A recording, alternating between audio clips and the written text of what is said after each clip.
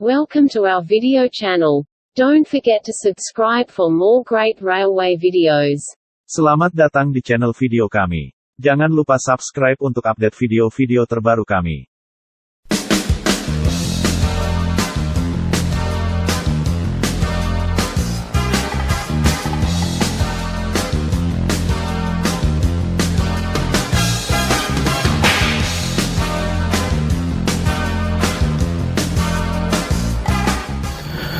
Selamat datang di channel saya, Bagus Widianto Channel.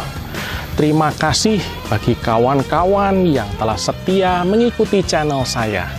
Bagi Anda yang baru pertama kali datang di channel ini, jangan lupa untuk klik tombol subscribe. Nah, bagaimana dengan video bagian pertama kemarin? Bagus sekali, bukan?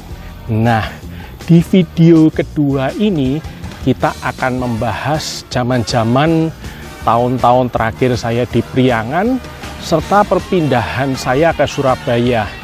Perpindahan saya ke Surabaya ternyata membawa perubahan yang cukup signifikan dalam cara saya menjalankan hunting kereta api. Seperti apa kisah lengkapnya? Mari simak video berikut ini.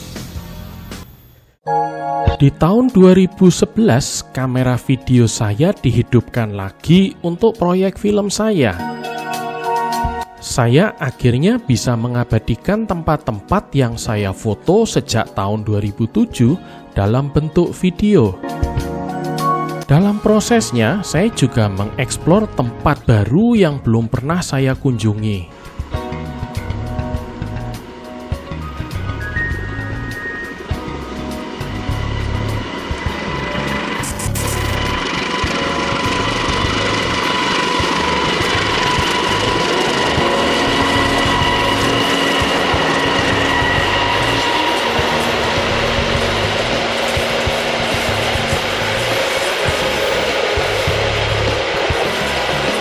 Salah satunya Cilame.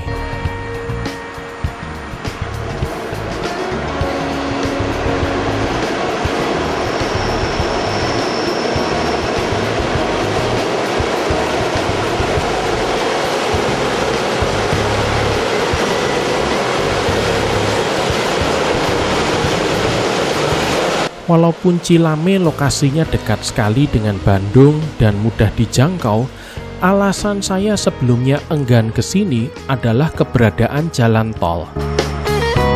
Dulu tempat ini punya pemandangan indah sekali, tapi keberadaan jalan tol malah merusaknya. Namun biarpun begitu, ternyata masih ada beberapa tempat yang masih asri di Cilame.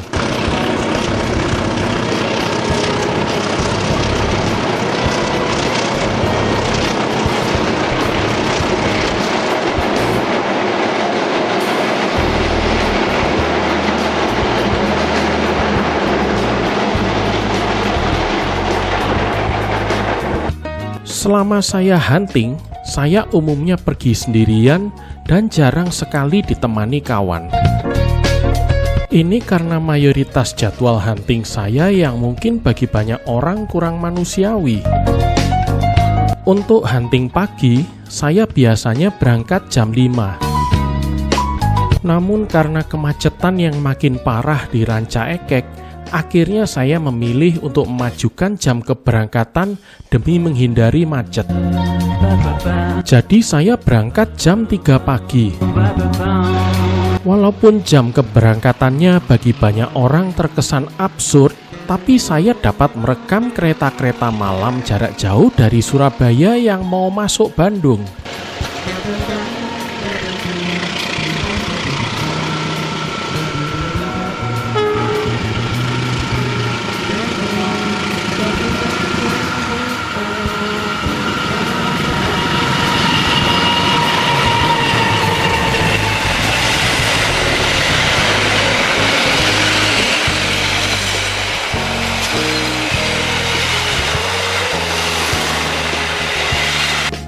Kalau hunting di Bandung Barat, jam berangkatnya lebih manusiawi karena umumnya siang hari. Umumnya kawan ikut kalau saya pergi hunting siang atau yang jam 5 pagi.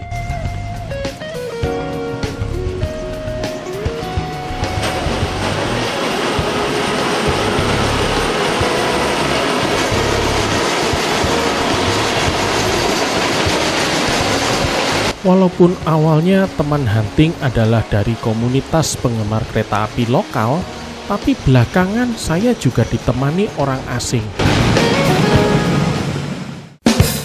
Pertama kali saya hunting dengan orang asing adalah di tahun 2007, sewaktu saya membawa railfans Belanda keliling sekitaran Jakarta dan Bandung. Dan di kemudian hari ada juga yang dari Australia, Malaysia, dan Inggris. Tapi rombongan railfans asing terbesar yang pernah saya bawa adalah 4 orang Belanda yang saya bawa di tahun 2010 yang lalu. Waktu itu rute kami adalah ke Cirahong, Ciawi, serta eksplorasi di area Bandung. Keberhasilan saya membawa rombongan tamu asing untuk hunting kelak mendorong saya untuk menjadi pemandu railfans asing yang profesional. Di akhir tahun 2012, setelah 10 tahun berdomisili di Bandung, akhirnya saya kembali ke Surabaya. Ini juga menandai berakhirnya masa penjelajahan Pegunungan Priangan yang dulu merupakan tempat hunting favorit saya. Kembali ke Surabaya menandai banyaknya perubahan ke saya sebagai railfans, baik dari segi objek maupun cara saya hunting. Di Surabaya, saya tinggal dengan keluarga yang sangat mengekang kehidupan saya. Otomatis saya tidak bisa sebebas seperti di Bandung dulu. Mau pergi hunting saja, saya tidak bisa mengatakan sejujurnya, karena bakal dilarang atau paling tidak dicemooh. Kalau dulu di Bandung saya bisa berangkat jam 3 pagi, di Surabaya paling cepat adalah jam 8. Dan itu pun harus pakai alasan ekstra seperti acara kumpul teman non-railfans. Tapi kabar baiknya, akhirnya saya memiliki kamera DSLR. Di akhir tahun 2012, setelah saya kembali ke Surabaya, saya membeli kamera DSLR untuk menggantikan kamera pocket saya. Kamera yang saya pilih waktu itu adalah Canon EOS 600D. Jika dibandingkan dengan kamera pocket saya sebelumnya, kamera ini jelas lebih unggul dalam segala aspek. Dan kalau dibandingkan dengan kamera SLR film saya terdahulu, kamera ini lebih ringan tapi padat fitur. Salah satu yang membuat saya kagum adalah fitur mengganti settingan ISO. Cukup hanya menekan tombol, Anda bisa mengganti tingkat sensitivitas sensor. Di zaman kamera film, mengganti ISO berarti mengganti roll film. Sebenarnya di Surabaya sendiri, saya juga punya kawan-kawan komunitas penggemar kereta api. Walaupun circle-nya jauh lebih kecil dibandingkan dengan di Bandung dulu. Berkat mereka lah saya jadi tahu beberapa spot hunting kereta di Surabaya dan Jawa Timur. Kalau di dalam kota, tempat yang pernah jadi favorit saya adalah Gayung Sari.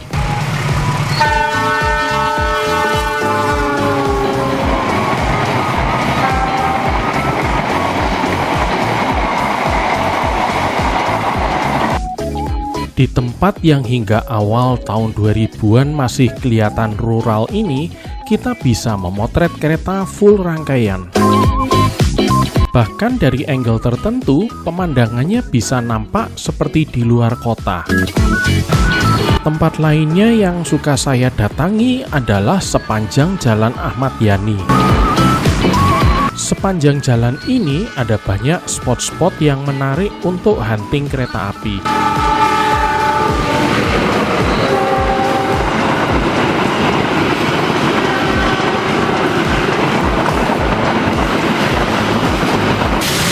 Tapi sejujurnya, makin kesini saya jadi kurang begitu suka hunting di dalam kota karena suara berisik dan polusi.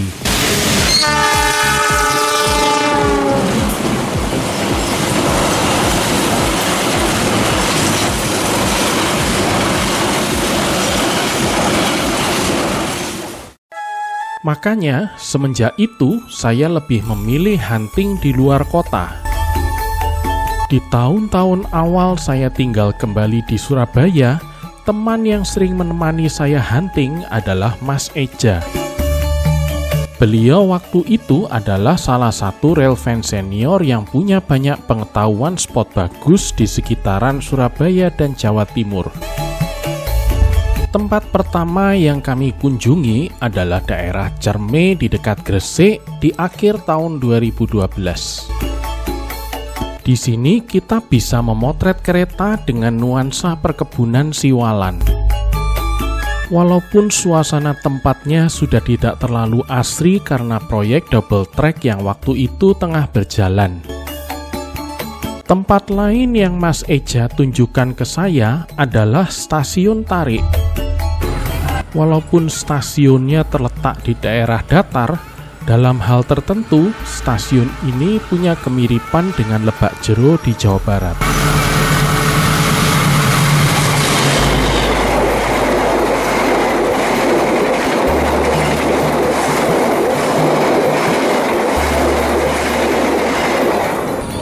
Yaitu di dalam satu tempat terdapat banyak spot hunting kereta api yang bagus.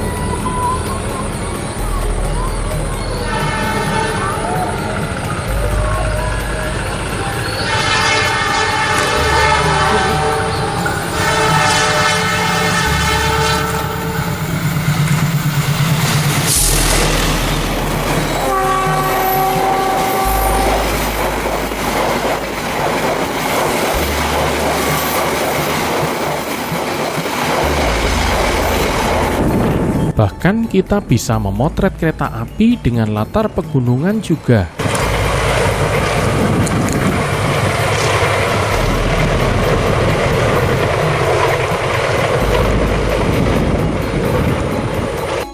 Dan satu lagi tempat hunting yang ditunjukkan Mas Eja adalah Bowerno. Bisa dibilang, ini adalah tempat paling ideal untuk hunting kereta api di jalur utara Jawa Timur karena pemandangannya yang asri. Di sini, kita bisa memotret dan merekam kereta-kereta khas jalur utara melewati daerah seperti hutan.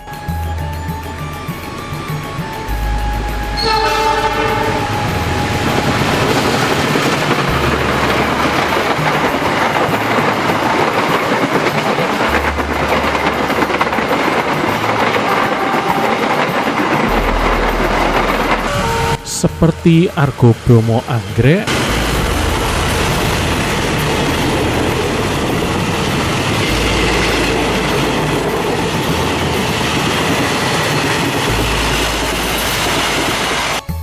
ataupun kontainer serta segala kereta barang yang ditarik lokomotif CC206 yang waktu itu masih baru. Dan yang membuat saya takjub, di zaman Pak Yonan, frekuensi kereta barang di jalur utara itu sangat banyak sekali, bahkan cenderung melampaui kereta penumpang.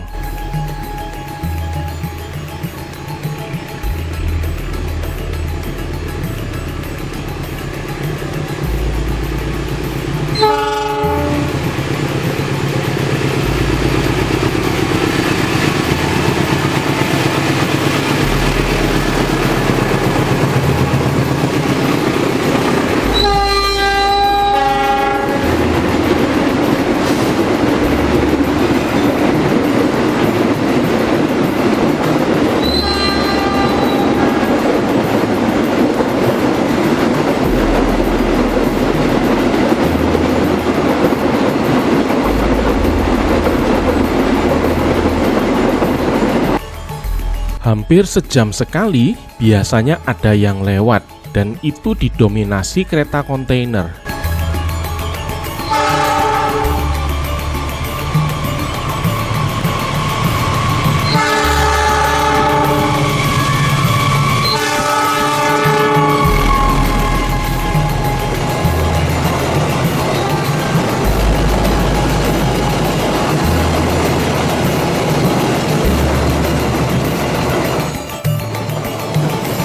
Frekuensinya mengingatkan saya dengan kereta Parahyangan dan Argo Gede sebelum ada jalan tol Cipularang.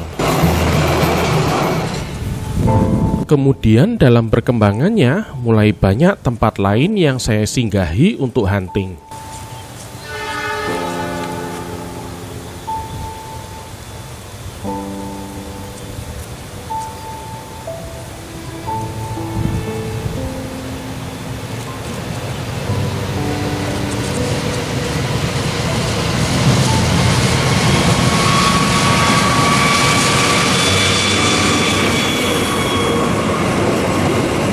Namun di periode yang sama, saya mulai melihat adanya gangguan yang membuat saya cenderung muak untuk hunting foto kereta. Di tahun 2013, PT Kereta Api mulai memasang teralis di jendela lokomotif. Alasan mereka adalah untuk melindungi awak lokomotif dari lemparan batu. Tapi buat saya, penambahan tersebut malah membuat lokomotifnya kelihatan jelek sekali. Kesannya seperti kereta api negara terbelakang. Saya termasuk yang menentang kebijakan tersebut, walaupun banyak juga yang menyerang karena pendirian saya. Saking bersikeras,nya, bahkan saya sering memilih tidak memotret kereta yang ditarik lokomotif berteralis, biarpun sudah susah payah mencapai lokasinya. Selain itu, mayoritas foto dan video lokomotif berteralis hasil jepretan saya kemudian saya hapus. Namun sebagai rail fans, tentunya saya tetap ingin memotret kereta api yang penampilannya representatif.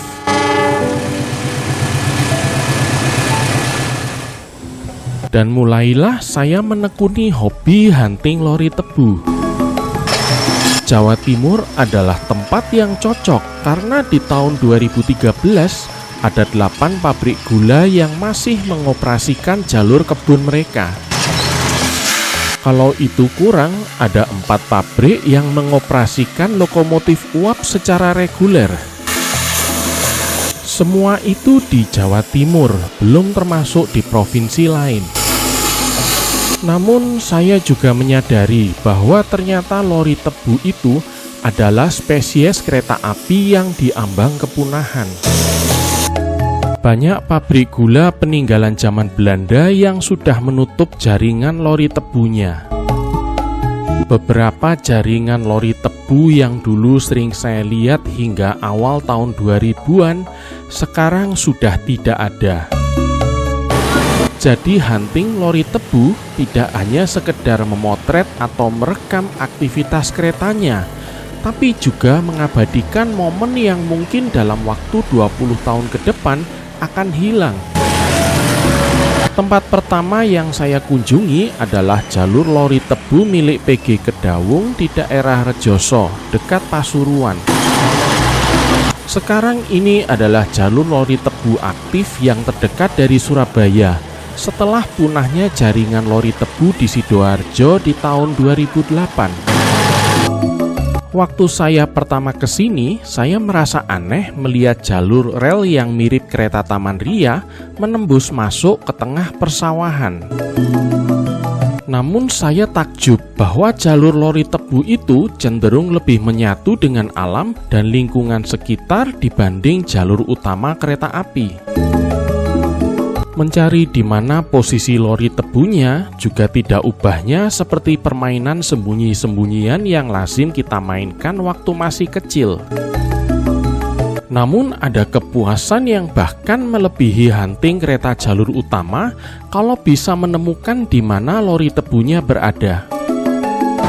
Dan kru lori tebu cenderung lebih santai dan kasual dibanding karyawan PT KA. Keretanya juga sangat pelan, bahkan kita bisa menyalipnya hanya dengan berlari. Kita juga bisa dengan mudah memintanya berhenti dimanapun kita mau, biarpun keretanya membawa rangkaian penuh. Dan walaupun mereka tidak punya sistem persinyalan, mereka ternyata punya sistem pengaturan lalu lintas yang ketat untuk mencegah konflik di lintas. Tidak seperti operasi kereta api jalur utama, lori tebu hanya berjalan pada saat musim panen yang biasanya jatuh di pertengahan tahun antara akhir Mei hingga awal Oktober. Pola operasinya juga unik. Kalau pagi, lokomotif akan mengantar rangkaian kosongan ke tempat tebu ditebang sebelum kembali sendirian ke pabrik. Nanti sore harinya, dia akan jalan lagi ke kebun untuk mengambil rangkaian lori tebu yang sudah terisi. Terkadang, lokomotifnya juga menginap di kebun seharian sambil menunggu proses penebangan dan pengunggahan selesai. Kesuksesan kegiatan hunting di Kedawung memotivasi saya untuk mengunjungi lebih banyak jaringan lori tebu lagi. Dan tepat di hari kereta api tahun 2013, saya dan seorang kawan menyempatkan diri untuk berkunjung ke Situbondo. Di tahun itu, kota kecil ini punya keunikan karena dia dikelilingi jalur lori tebu. Ada 3 pabrik gula di sini dan ketiganya masih mengoperasikan jalur kebun mereka. Zaman dulu, banyak kota-kota kecil yang dikelilingi jalur lori tebu seperti Madiun, Kediri, atau Malang. Tapi di tahun itu hanya Situbondo yang tersisa. Jalur lori pertama yang kami kunjungi adalah punya pabrik gula Olean. Di tahun itu, pabrik ini adalah satu dari beberapa yang masih mengoperasikan lokomotif uap mereka secara reguler. Tapi saat pertama datang, kami tidak menemukan di mana lokomotif uapnya. Baru sore harinya saat mau istirahat, tiba-tiba kami menemukan lokomotif uapnya berjalan menarik rangkaian lori tebu isi. Pemandangan ini benar-benar luar biasa.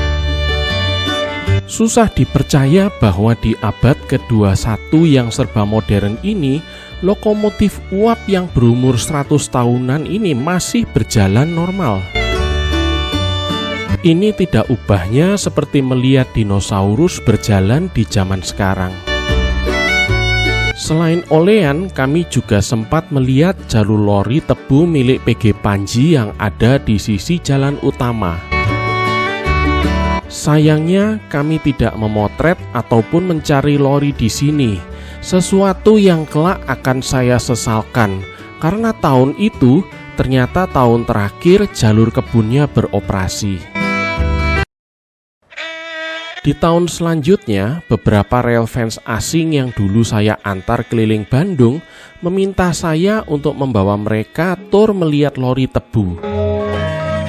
Karena mereka tahu saya sekarang sudah berkecimpung di dunia tur bisnis, mereka bersedia menyewa jasa saya secara profesional. Walaupun saya sebelumnya sudah pernah membawa rail fans asing dan melakukan hunting lori tebu, tapi baru kali ini saya mengkombinasikan keduanya secara profesional. Perjalanan tur tersebut tidak hanya sukses, tapi juga membuka mata saya akan keberadaan peninggalan sejarah yang masih beroperasi secara reguler. Rasanya susah dipercaya bisa melihat pemandangan yang lazim di zaman penjajahan Belanda masih ada di abad ke-21.